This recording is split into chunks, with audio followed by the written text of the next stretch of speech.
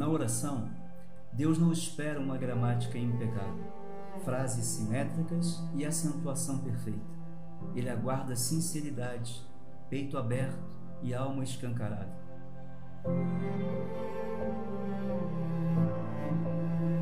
A oração é um bate-papo que flui de um coração encharcado de gratidão. Ela é simples, como toda boa conversa com um amigo deve ser. Ela é sincera e verdadeira, porque não podemos surpreender Deus. Afinal, Ele sabe de tudo. Somos nós os surpreendidos, porque Ele sempre fará por nós muito mais do que pedimos ou pensamos.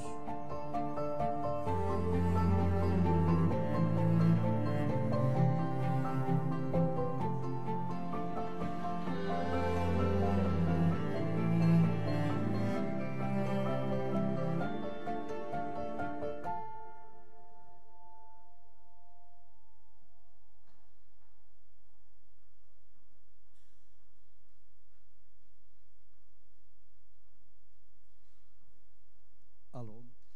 Irmãos, primeiramente, graça e paz a todos. Eu sei perfeitamente que vocês estavam preparados para ouvir o pastor Marcos Davi, mas ele não está presente e pediu para que eu o substituísse. Irmãos, no decorrer desse mês ou dessas semanas, nós temos abordado assuntos que têm por título Aprendei de mim. E quando nós usamos essa expressão que Jesus falou, Aprendei de mim, ele não está falando de algo para satisfazer a nossa curiosidade mental e nem tampouco a nossa necessidade de querer saber algo ou não. Quando Jesus usa essa expressão, aprendei de mim, o que ele está querendo dizer é que nós devemos ter um novo estilo de vida, um novo padrão, novos valores. Em outras palavras, o que Jesus está querendo é que nós aprendamos algo dele. Entendam, Jesus é muito mais do que um professor. O professor ensina, o professor transmite conhecimento. Mais que um professor, nós temos o mestre. O mestre, ele é um educador. O mestre não é aquele que apenas transmite conhecimento.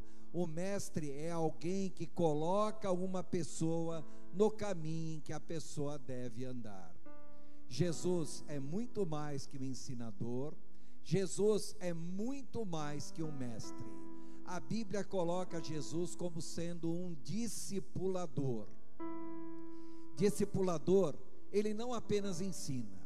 Ele não apenas coloca a pessoa no caminho que a pessoa deve andar, mas mais do que isso, o discipulador, ele apresenta um modelo, e o modelo é ele mesmo, um modelo digno de ser imitado, digno de ser copiado. O discipulador faz discípulos, o discipulador não tem alunos, o discipulador não tem educandos, o discipulador tem discípulos. E discípulo, na realidade, é um imitador. E quando Jesus nos chama para sermos seus discípulos, todos nós devemos ter em mente que nós vamos ser um copiador de Jesus Cristo. E entre as várias coisas que o Senhor nos ensina, nós temos que destacar a oração. Para muitos de vocês que estão aqui, talvez entendam a oração como uma repetição de falas. Muitas pessoas confundem oração com reza. Não, oração não é reza, não. Oração não é uma prática religiosa como muita gente pensa. Mais do que isso, quando nós falamos, na realidade nós exteriorizamos os nossos pensamentos. Os nossos pensamentos são transformados em palavras. Mas mais do que isso, quando nós falamos, as nossas palavras são interiorizadas em nossa mente. As nossas palavras são transformadas em pensamento. Só isso? Não. Imaginem que se vocês tivessem que conversar com alguém, Vocês gostariam de conversar com uma pessoa chata? Com uma pessoa com quem vocês não têm intimidade nenhuma? Na realidade, a oração é isso, é uma conversa, não tem regras, não tem formalidade, não tem uma linguagem específica, é uma conversa informal que nós realizamos com Jesus. E conforme nós vamos falando, nós vamos colocando para fora o que nós pensamos, mas ao falar nós vamos colocando novos pensamentos na nossa cabeça. Em outras palavras, oração não é algo que nós tentamos convencer Deus de alguma coisa. Muita gente pensa, eu vou orar, até eu dobrar Deus, até eu convencer Deus de me ouvir. Se você pensa que o objetivo de oração é esse, você está completamente enganado. A oração não tem muito a ver com Deus, não. A oração tem muito mais a ver conosco mesmo. O objetivo da oração não é convencer Deus. O objetivo da oração é mudar a nossa mente, é adaptar a nossa mente de acordo com a vontade de Deus. Quanto mais nós oramos, nós não convencemos Deus de coisa alguma. Na realidade, nós convencemos a nós mesmos e de muita coisa. Eu gostaria de ler com vocês o texto que está em Mateus capítulo 5, do verso 8 até o verso, do verso 5 até o verso 8. Nesse capítulo, capítulo 6, Jesus vai ensinar a oração do Pai Nosso. Porém, antes dele começar a oração do Pai Nosso propriamente dito, ele fala alguma coisa a respeito da oração, e é isso que nós vamos nos ater agora. Em Mateus capítulo 6, do verso 5 em diante, Jesus diz: e quando vocês orarem, não sejam como os hipócritas. A palavra hipócrita, hipo quer dizer abaixo de, critein quer dizer crítica. Então, hipócrita era o modo como os artistas no teatro na antiga Grécia eram chamados. Hoje nós chamamos de artistas. Na época eles eram chamados de hipócritas. Então esse termo hipócritas deu origem à palavra hipócrita que nós falamos. O que é o hipócrita? É uma pessoa que procura transmitir uma imagem do que não é. É um artista, é um falso. Então Jesus diz: não sejam como os artistas, aqueles que procuram pintar uma imagem do que não são. Não sejam como os hipócritas. Eles gostam de ficar orando em pé nas sinagogas e nas esquinas, a fim de serem vistos pelos outros. Eu lhes asseguro que eles já receberam sua plena recompensa. Mas quando você orar, vá para o seu quarto, feche a porta e ore a seu pai que está em secreto. Então seu pai que vem em secreto o recompensará. E quando orarem, não fiquem sempre repetindo a mesma coisa como fazem os pagãos. Eles pensam que por muito falarem serão ouvidos. Não sejam iguais a eles, porque o seu pai sabe do que vocês precisam antes mesmo de o pedirem. Uma coisa que eu gostaria de chamar a atenção é que Jesus fala: quando for orar, entre no seu quarto. Então eu quando for orar, eu preciso ir no meu quarto. Não, por que Jesus usou a expressão quarto? Por dois motivos. O primeiro motivo, reparem que na casa de vocês tem sala, tem cozinha, tem quartos.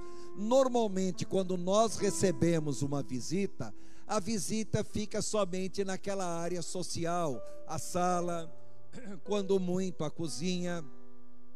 Dificilmente nós convidamos uma visita a ir até o nosso quarto, porque o quarto é um lugar muito íntimo, é um lugar muito pessoal. Raramente nós permitimos que alguém, ao visitar a nossa casa, entre até o nosso quarto, porque ali é algo muito íntimo, é algo muito pessoal. Só que quando Jesus fala entre no seu quarto, ele não está se referindo necessariamente ao quarto físico. Ele está se referindo entre naquele momento íntimo, naquele momento muito especial. Na realidade, o quarto aí é a própria alma da pessoa, é o próprio espírito da pessoa, quando a pessoa entra no momento de comunhão com Deus. É isso que ele quer dizer. Há uma diferença muito grande entre cultuar, louvar e adorar. Culto é a cerimônia, é o cerimonial, é a liturgia, é a sequência daquilo que nós fazemos. Então nós estamos reunidos aqui nesta noite num culto ao nosso Deus. Então o culto é o cerimonial, é isso que nós estamos fazendo. No momento do culto, muitas pessoas podem chegar num estado de louvor. A palavra louvor, loor, quer dizer adorar, exaltar, glorificar, elogiar, bendizer. Muitas pessoas cultuam ao Senhor, mas nunca chegam num verdadeiro estado de louvor. Nunca chegam realmente num estado em que a pessoa está glorificando, exaltando o nome do Senhor. Agora, mais do que louvar, nós temos adorar. Adorar quer dizer literalmente se prostrar, se rebaixar, se reduzir, se colocar na terra, se colocar diante do Senhor, colocando o Senhor como tudo e nós como um nada. Muitas pessoas cultuam ao Senhor, mas não louvam ao Senhor. Muitas pessoas louvam ao Senhor, mas na realidade não adoram ao Senhor. Porque culto é um cerimonial, louvor é um estado de exaltação. Agora a adoração é um estado de reconhecimento do quanto Deus é grande, do quanto Deus é majestoso. Então na oração, nós nunca podemos esquecer de um detalhe. Muita gente faz aquela oração de rotina, aquela oração sequencial, sempre a mesma oração, ou seja, a sua oração não está passando de um culto. O que o Senhor quer é muito mais do que isso. O que o Senhor quer é que nós entremos num estado de louvor, de exaltação ao nome dEle, e mais do que isso, Ele quer que nós entremos num estado de realmente glorificar o seu nome. Agora observem um detalhe. Jesus, ele fala: mas quando você for orar, entre no seu quarto, feche a porta, e seu pai que te vê em segredo, ele sim ouvirá você que está em segredo. Entendam, quantos de vocês aqui assistiram aquele filme Quarto Secreto? Um filme interessante. Quantos de vocês também assistiram um filme bem mais antigo chamado Refúgio Secreto? A história da Corrie ten Boom durante a guerra, Segunda Guerra Mundial, onde ela escondia judeus. Irmãos, nesse quarto secreto, nós temos ali, a pessoa entrava num quarto onde iria adorar ao Senhor, aonde iria louvar a Deus. Reparem que a pessoa tinha um quarto específico dentro da sua casa. Não que seja absolutamente necessário ter um quarto específico para isso. Eu tenho meu quarto em casa, meu escritório, eu chamo de Vale do Jaboque. Para quem sabe o que é Vale do Jaboque, é o local onde Jacó lutou com o anjo do Senhor, apanhou feito um coitado e acabou saindo de lá manco. Aí Deus pergunta para Jacó, depois de ele ter apanhado e estar mancando: qual é o seu nome? E ele disse: Jacó. A palavra Jacó em hebraico quer dizer trambiqueiro, espertalhão, roleiro. Aí Deus disse: não se chamará mais Jacó, e sim Israel, porque lutaste com Deus e venceste. Poxa, ele lutou com Deus e perdeu, ele não venceu. Aí diz: vai se chamar Israel. Ish quer dizer homem, Ra, que luta, El, Deus. Então, Israel, homem que luta com Deus. Ele lutou com Deus. O velho homem Jacó foi vencido, e depois daquela luta era um novo homem que surgia, era Israel. Ele lutou com Deus, o velho homem morreu e o novo homem estava nascendo. Então diz: lutasse com Deus e venceste. Venceste o velho homem, não venceu Deus não. Então eu costumo dizer que eu tenho em casa o meu vale do Jaboque, aonde eu ali vou orar ao Senhor. Irmãos, todas as vezes que eu entro ali para orar ao Senhor, eu apanho o que vocês nem imaginam. Eu saio de lá mais doído do que vocês possam pensar. Mas quando eu saio dali, eu sei que eu venci. Eu sei que Deus deu graça. Entenda, nós não precisamos literalmente de um lugar físico dentro da nossa casa para adorar ao Senhor. Mas se vocês tiverem, amém. O que o Senhor quer na realidade é que nós estejamos num estado. Na oração nós estamos falando com Deus. Eu gostaria que vocês meditassem nessa frase que o pastor Marcos Davi escreveu. Ele diz: a oração não transforma Deus, não o torna mais maduro ou mais compassivo. Ela tem a ver com a gente, porque ela transforma e organiza completamente a nossa vida. Tenta imaginar uma coisa.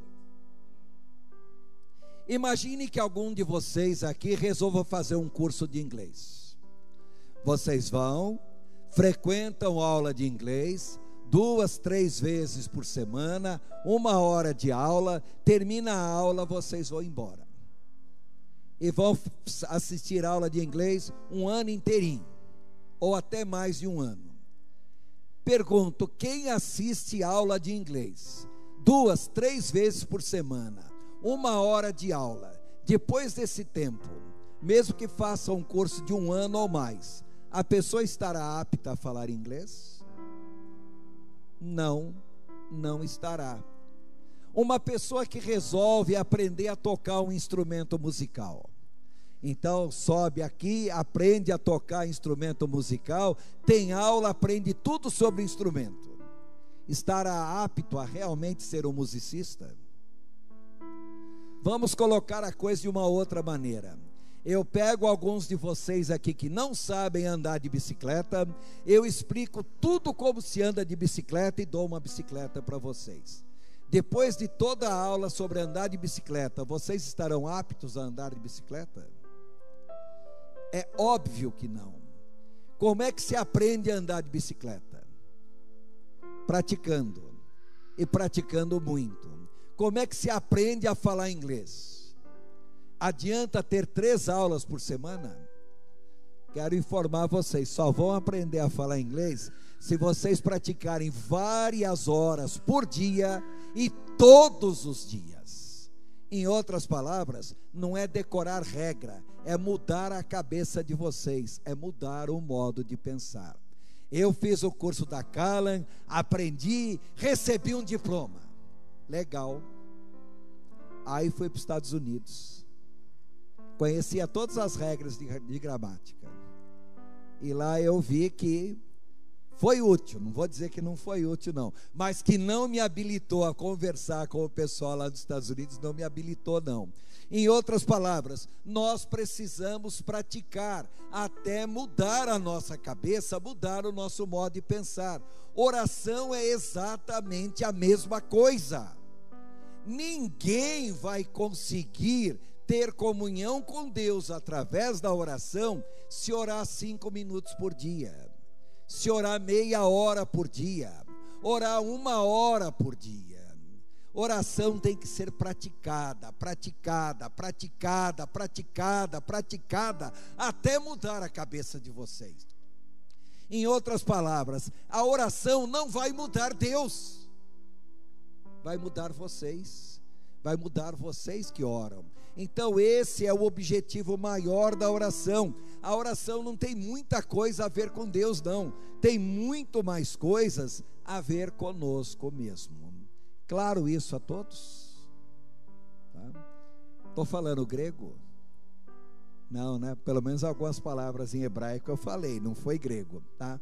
Agora, o que eu gostaria que todos vocês entendessem: nós muitas vezes somos aquele crente, chega domingo de manhã, nós levantamos de manhã, nós viemos para a EBD, para a Escola Bíblica Discipuladora, participamos do culto da manhã, participamos do culto à noite, termina, nós vamos embora. Durante a semana nós temos algumas outras atividades. Quem olha para nós vai dizer assim: poxa, essa pessoa é um bom crente, é um bom religioso. E muitas vezes nós olhamos e achamos que a vida da pessoa está arrumadinha. Observem a imagem de um quarto bem arrumado, bem ordenado. Muitas vezes é essa a ideia que as pessoas têm de nós. A nossa vida é como um quarto bem arrumado, bem ordenado. As pessoas acham que nós somos assim. E às vezes até nós acreditamos que somos assim. Mas na realidade, eu costumo dizer que a vida que nós levamos é que nem Facebook. A pessoa coloca no Face aquilo que quer que os outros vejam a respeito de si. Então a imagem de Facebook é a imagem mais errada que existe. E muitas pessoas vivem apenas de aparência. Essa aparência não significa absolutamente nada. Mas Deus, que conhece o nosso interior, bom, quando Ele olha o verdadeiro quarto que nós somos, irmãos, o nosso quarto, ao invés de ser tão bonito e arrumadinho assim, é uma baderna, é uma anarquia generalizada. Tentem imaginar, tá? Eu não conheço a vida de todos vocês, aliás, não conheço a vida de praticamente ninguém aqui. Agora, quem daqui é capaz de imaginar quantos problemas de natureza afetiva nós passamos, problemas de natureza emocional, quantas mágoas, quantos ressentimentos, quantos sofrimentos, quantos questionamentos, quantas dúvidas nós passamos. Eu me lembro uma vez que eu fui dar um estudo para família, para casal, numa igreja, e eu estava dando estudo naquela igreja. Em dado momento virou uma senhora para mim assim e falou: o irmão é tão calmo, tão tranquilo, o irmão transmite paz para a gente. Eu falei: só isso. Ela virou assim: pelo jeito que o irmão deve ser uma pessoa que teve uma vida muito tranquila, cresceu numa família muito saudável, sua mãe deve ter sido uma verdadeira rainha. Eu virei para ela e falei: Ela falou: por que o irmão disse isso? Eu falei: porque a irmã está vendo o que eu aparento ser. Eu fui abandonado pela minha mãe com 5 anos de idade. Eu não fui criado com mãe. Eu fui criado com uma tia que se cansou de mim, me jogou fora. Fui para a casa de uma outra tia que se cansou de mim, me jogou fora. Fui para a casa de uma família da igreja que também se cansou de mim, me jogou fora. Fui para a casa da minha avó até ser mandado embora, tá? Aí falou: o irmão passou por tudo isso. Eu falei: graças a Deus eu passei, porque tudo isso me fez ser o que eu sou hoje. E ela virou assim e falou: mas eu achei que o irmão vinha de uma família, de um lar totalmente regrado, totalmente estruturado. Eu falei: as pessoas às vezes olham para a gente e imaginam a gente de uma maneira, mas só Deus conhece realmente o que é o nosso interior, o que nós carregamos dentro de nós. E numa situação dessa, muitas vezes nós estamos assim ou até pior. Eu não sei quanto a vida de vocês, mas eu sei quanto a minha vida, quanta coisa na minha vida realmente não foi nada agradável. Agora, o que nós temos que lembrar é que Deus conhece tudo isso e Ele quer mudar. Ele quer mudar a nossa vida. Mas às vezes eu fico pensando, eu tenho 2 irmãos, um mais velho que eu e um mais novo que eu. Em toda a família, normalmente o filho mais problemático, normalmente é o filho do meio. É o que normalmente dá mais problema. Existem exceções, é claro, mas em geral o filho que dá mais problema não é nem o mais velho nem o caçula, é o do meio. A moderna psicologia diz que é mau ser órfão, terrível ser o caçula, esmagador ser o do meio e operoso ser o mais velho. A única solução é nascer adulto. Como nós não temos a opção de nascer adulto, então muitas vezes nós vemos as pessoas que apresentam problemas os mais diversos. E quando eu começo a pensar, meu Deus do céu, eu tenho 2 irmãos, a vida dos meus 2 irmãos, as vidas deles são mais tortas que pé de goiaba. E eu começo a pensar, poxa, se eu fosse imitar o padrão, eu deveria ter uma vida tão errada, tão torta quanto a deles. Mas eu não tenho a vida que eles têm. Mas não porque eu seja melhor do que eles, não. É porque Deus foi misericordioso demais comigo, irmãos. Não fosse as misericórdias do Senhor, eu não estaria aqui agora falando isso para vocês, não.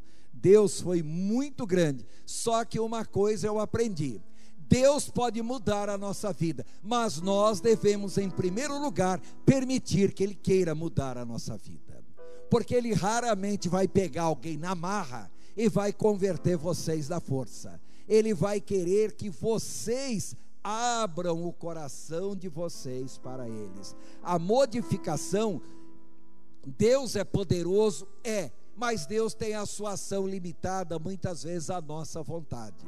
Reparem que Deus quer salvar todo mundo, mas só vai ser salvo quem quiser ser salvo. Em outras palavras, a própria salvação de Deus depende da nossa vontade.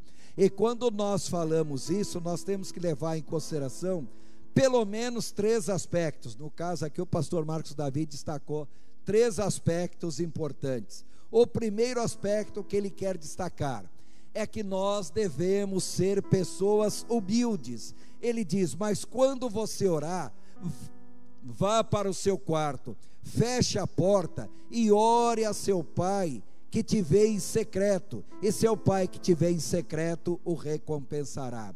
O que o Senhor quer é que na presença dele nós sejamos humildes. A palavra humilde, humilitas em latim, quer dizer humus, terra. Humilde, saiba se rebaixar até a terra, saiba realmente se curvar, saiba realmente descer ao máximo que vocês puderem descer, porque se alguém chegar na presença do Senhor, todo arrogante, todo cheio de si, irmãos, há um coração contrito e humilde, esse Deus não desprezará, mas há um coração arrogante, bom, esse aí estará o tempo todo separado do Senhor. Então o que o Senhor quer? Ele quer mudar a nossa vida, mas Ele quer em primeiro lugar que nós ofereçamos o nosso coração a Ele de maneira bem humilde, de maneira bem simples, de maneira tal que Ele possa operar nas nossas vidas.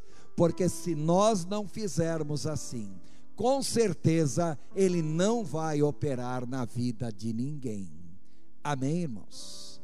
Então a primeira coisa que o Senhor mais quer de nós é humildade, que nós ofereçamos a Ele o nosso coração de maneira quebrantada.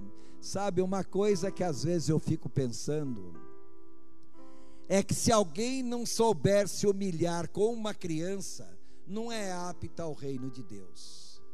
E muitas vezes nós encontramos, desculpa a expressão, crentes arrogantes, metidos à besta, que se consideram melhores do que os outros. Sinto muito informar, se você é arrogante, melhor do que os outros, você pode ser um crente, você só não aprendeu o que é conversão, porque na conversão a pessoa tem que saber se humilhar, tem que saber se reduzir. Amém? Nossa, pela cara de vocês, não sei se eu vou embora ou se eu continuo falando. Tá? Continuando, observem que quando nós falamos humildes, não é que nós precisamos ajoelhar para orar ao Senhor. Então, olhem a cena. Pergunto: Jonas, no ventre da baleia, ele estava ajoelhado? Mas ele estava todo embolado. E Deus ouviu a oração dele? Espera aí. Ele não estava ajoelhado fisicamente, mas espiritualmente ele estava ajoelhado na presença do Senhor. Irmãos, na cruz tinha 2 ladrões, um à direita e um à esquerda de Jesus. Um se converteu e foi salvo, o outro não. Eu pergunto, aquele ladrão que se converteu e foi salvo, ele chegou a se ajoelhar na presença do Senhor? Fisicamente falando? Mas ele nem tinha condições, ele estava pregado, tá? Agora eu pergunto, espiritualmente ele estava ajoelhado na presença do Senhor? Lembre-se que a palavra ajoelhar em grego é proskineu, e essa palavra ajoelhar em grego pode ser traduzida por adorar. Em outras palavras, o verdadeiro estado de estar ajoelhado não é dobrar os joelhos físicos, é a pessoa dobrar o seu espírito em atitude de adoração a Deus, em atitude de um verdadeiro louvor. Se nós entrarmos na presença do Senhor nessa atitude de adoração, de prostração, então nós estamos ajoelhados, mesmo que porventura nós estejamos em pé. Ficou claro isso?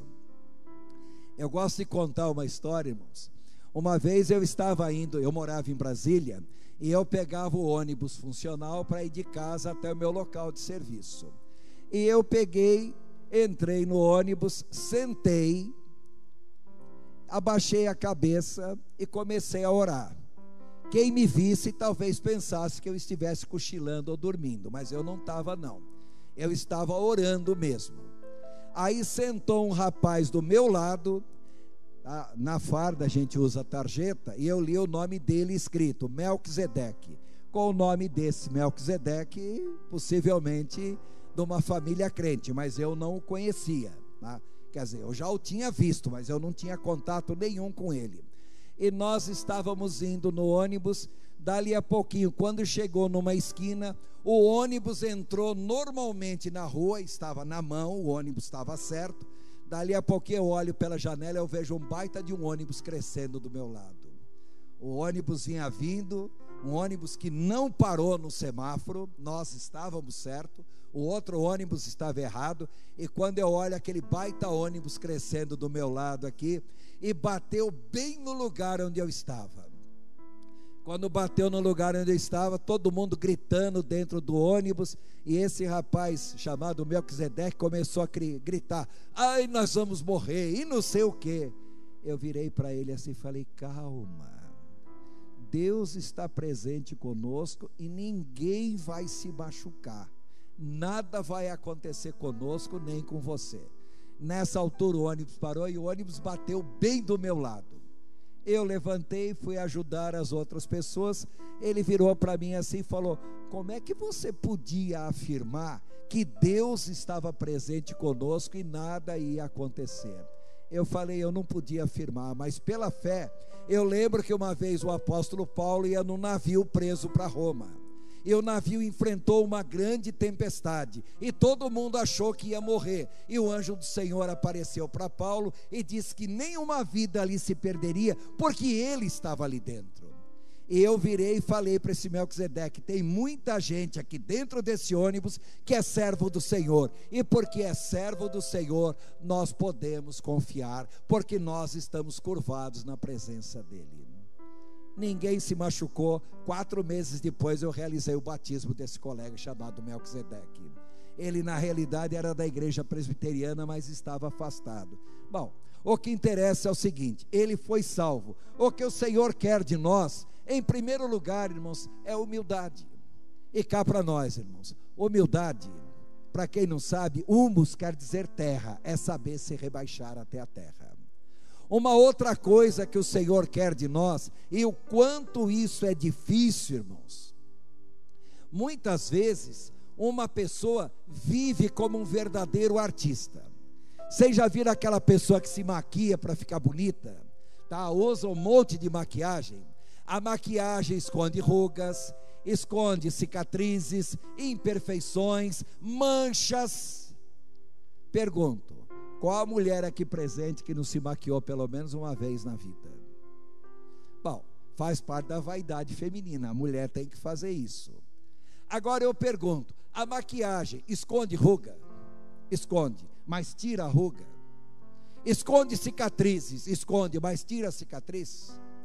Esconde mancha? Esconde, mas tira a mancha.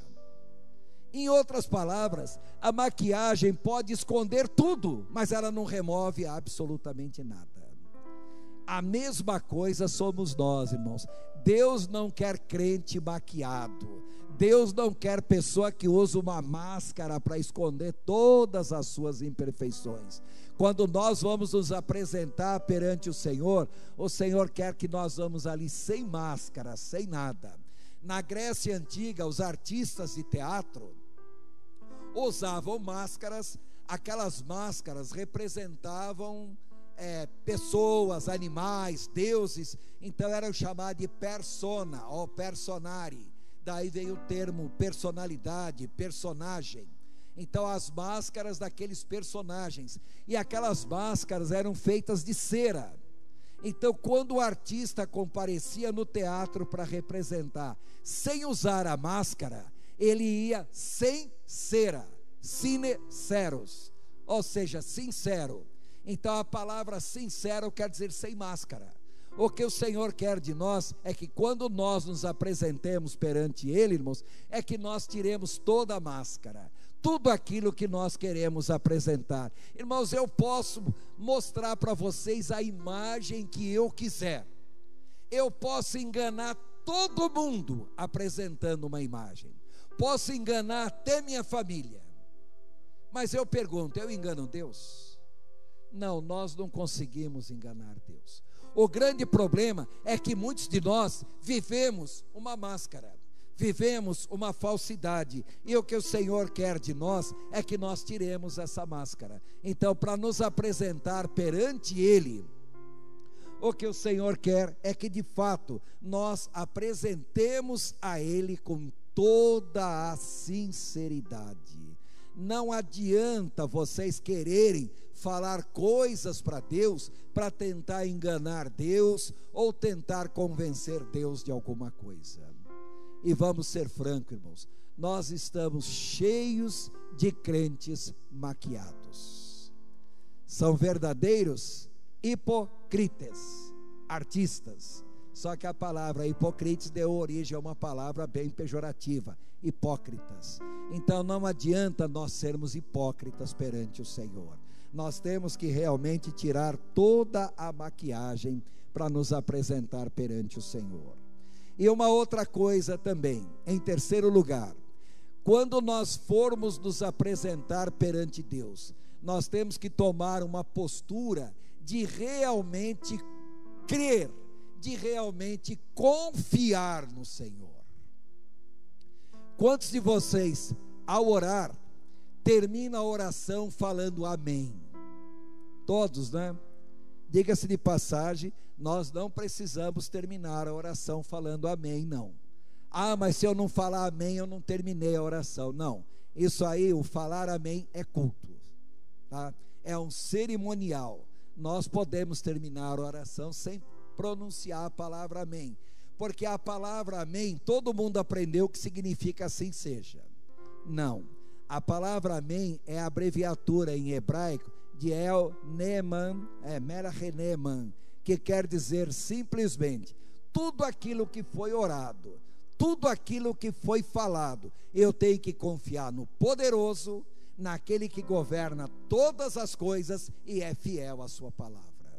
Ninguém sabe, mas a palavra amém quer dizer isso: entregar ao poderoso, entregar aquilo que aquele que é poderoso para governar e aquele que é fiel à sua palavra. É isso que significa a palavra amém.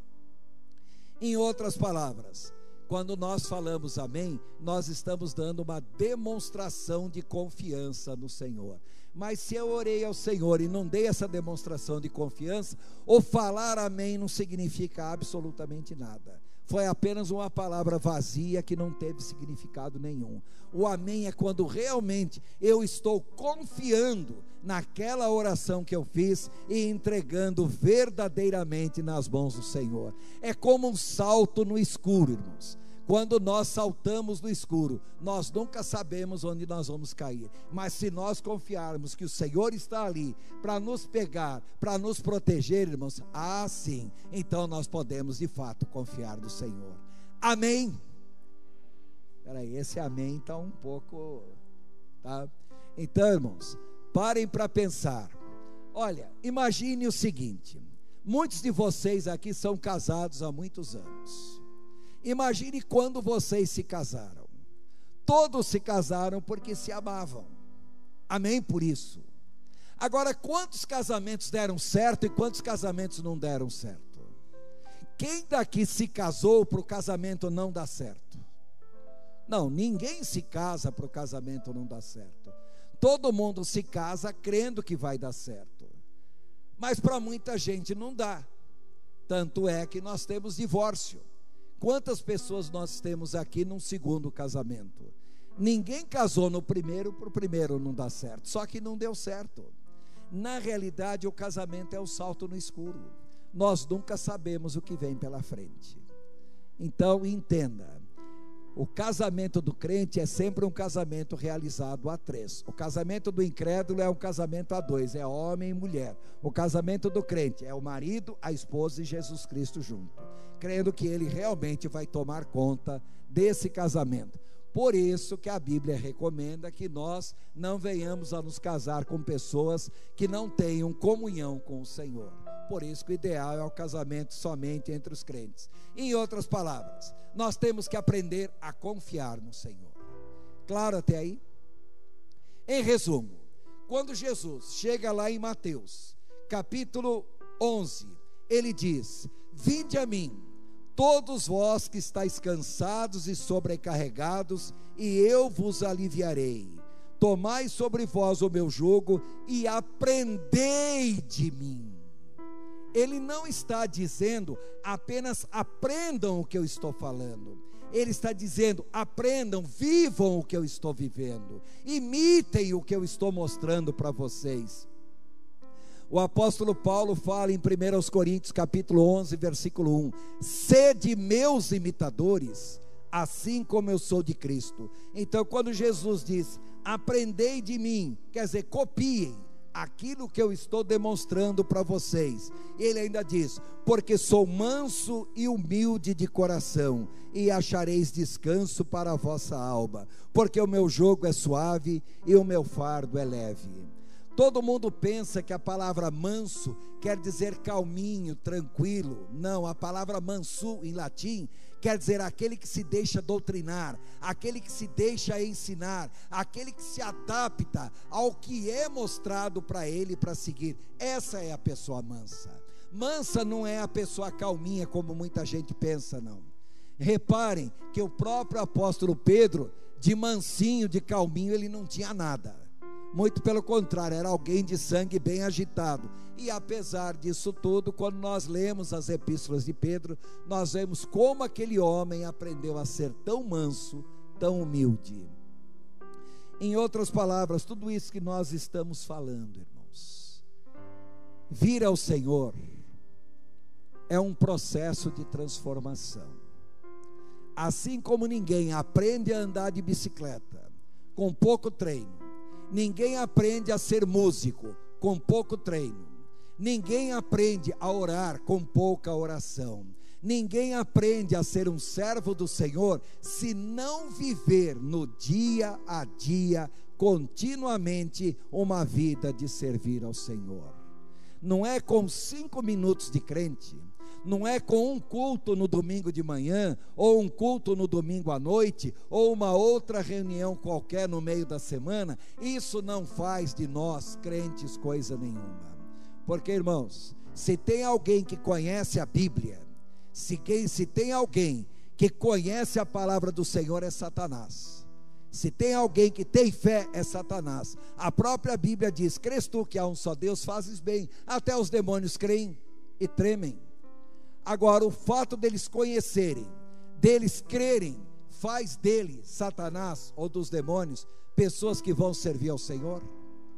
O que o Senhor quer dizer é o seguinte: é com muito treino, é com exercício, é com o dia a dia, é vivendo nos mínimos detalhes. O que o Jesus quer de nós é que nós sejamos mansos, sejamos humildes e mais do que isso, que nós peguemos o jugo dele, coloquemos na nossa costa e saiamos carregando. Em outras palavras, vivendo o cristianismo dia a dia. Amém, irmãos? Irmãos, o grupo de louvor agora estará louvando ao Senhor, glorificando o nome do Senhor. E eu gostaria, enquanto o grupo estará louvando ao Senhor, você que aqui está, conseguiu entender que o que o Senhor quer de você é o aprender de mim, é ser um imitador de Cristo? Tem algo na sua vida que você realmente gostaria de entregar ao Senhor? Então, enquanto o grupo estiver louvando, eu não vou pedir para ninguém vir à frente não, mas eu gostaria que cada um meditasse um pouquinho o que na sua vida tem que ser mudado. O seu cristianismo é um cristianismo realmente de estar servindo ao Senhor, ou é meramente um cristianismo formal? Se for um cristianismo formal, você ainda não aprendeu o que é o verdadeiro cristianismo. Após o louvor, nós estaremos orando ao Senhor.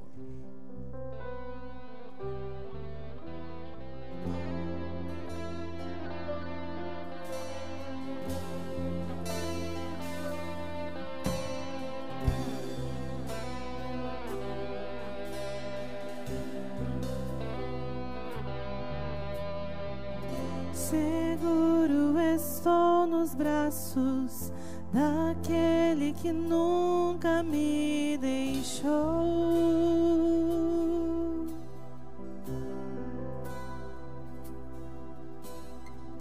Seu amor perfeito sempre esteve repousado em mim.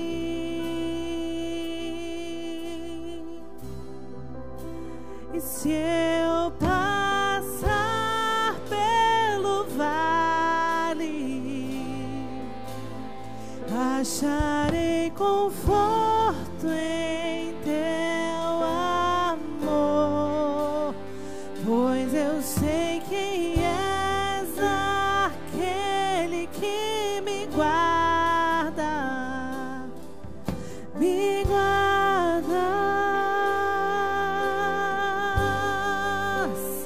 Em teus braços é o meu descanso, em teus braços é o meu descanso, em teus braços é o meu descanso, em teus braços é o meu descanso.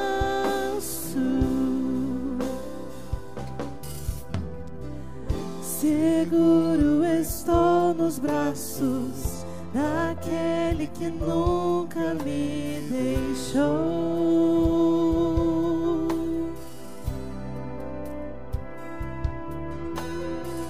Seu amor perfeito sempre esteve repousado em mim.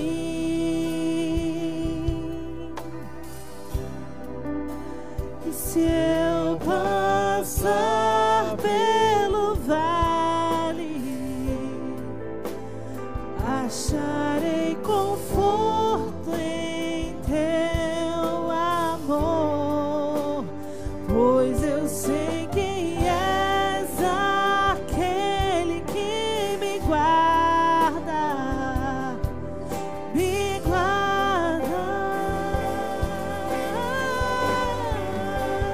Em teus braços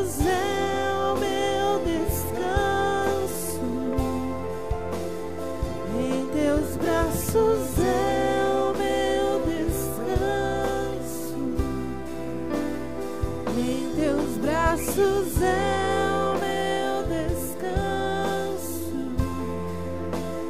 Em teus braços é o meu descanso.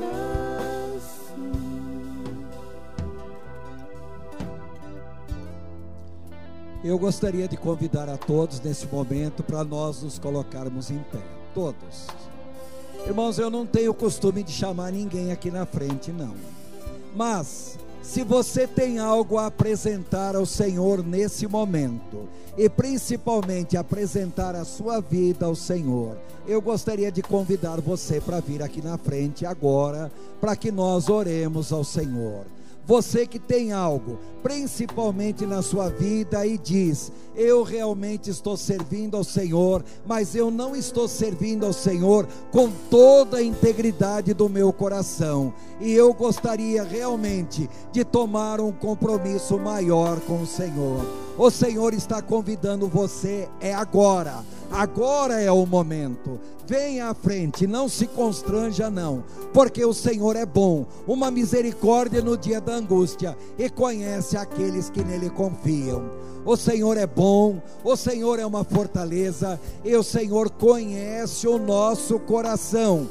Ele sabe o que nós precisamos mudar em nossa vida. Não se constranja, pode vir à frente, nós estaremos orando nesse momento.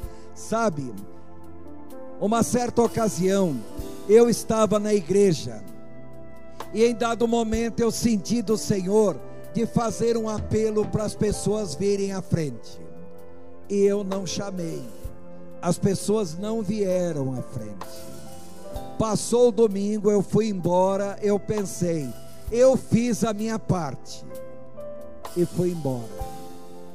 Irmãos, tinha um irmão na igreja, ele era da polícia civil, e ele saiu para prender uns bandidos, e naquela captura do bandido, ele ficou na mira de um assaltante, e o assaltante quase matou aquele irmão. Mais tarde, quando aquele assaltante foi preso, estava na cadeia, virou para aquela pessoa ali e falou: olha, eu não sei porquê, mas você estava na minha mira, eu podia ter disparado e podia ter matado você e mandado você para o inferno. O assaltante falou: mas eu não sei porque alguma coisa me impediu de puxar o gatilho.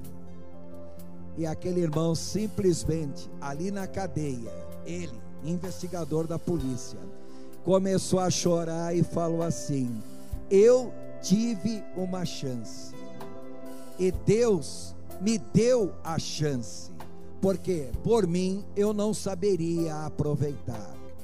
Ele veio no domingo seguinte na igreja, orando, chorando. Nós oramos por ele, e ele diz: se o Senhor me chamar agora, eu sei que eu vou no encontro do Senhor na eternidade. Pois exatamente naquela semana ele saiu para prender um bandido, levou um tiro e morreu, e partiu para a eternidade. Então, irmãos, eu não sei o que se passa no coração de cada um de vocês. Uma coisa eu sei, agora é o momento. Se você tiver que vir à frente, vem agora, e nós estaremos orando para que Deus abençoe e direcione a vida, orando também para encerrar a nossa reunião. E ao sair daqui, lembre-se sempre de uma coisa: saia daqui não sozinho, saia daqui crendo que o Senhor estará com você onde quer que você esteja. Vamos nesse momento orar ao Senhor. Aqueles que querem apresentar a sua vida ao Senhor, agora é o momento de fazer isso. Deus eterno, nós louvamos a Ti, nós bendizemos o Teu nome, porque sabemos o quanto nós somos o nada, mas humildemente, Senhor, nós nos apresentamos diante de Ti, porque nós cremos que o Senhor é poderoso para operar. Mais do que isso, sabemos que devemos ter a humildade para estar na Tua presença, sabemos que devemos tirar toda a máscara, toda coisa que nos impede de um verdadeiro contato com o Senhor, e sabemos também que nós devemos ter nossa confiança no Senhor. Nesse momento, colocamos as nossas vidas em tuas mãos. Esteja presente conosco, Senhor, nos dirija. Seja tudo para a glória do teu nome. Toma-nos, Senhor, nas mãos, leva-nos agora para as nossas casas, para as nossas famílias, guarda-nos, Senhor, livra-nos do mal. Não sabemos quando o Senhor virá para buscar a sua igreja, nem sabemos quando nós iremos ao encontro do Senhor, mas o que nós queremos é estar preparados a qualquer momento, a todo momento, para se encontrar com o Senhor. Purifica-nos, Senhor, das nossas falhas e prepara, Senhor, as nossas vidas para que melhor possamos servir a Ti. Tudo para a glória do Teu nome, Senhor, em nome de Jesus. Amém. Que o Senhor abençoe a todos e leve a todos a salvo para suas casas, e que tenhamos uma semana abençoada. Meus braços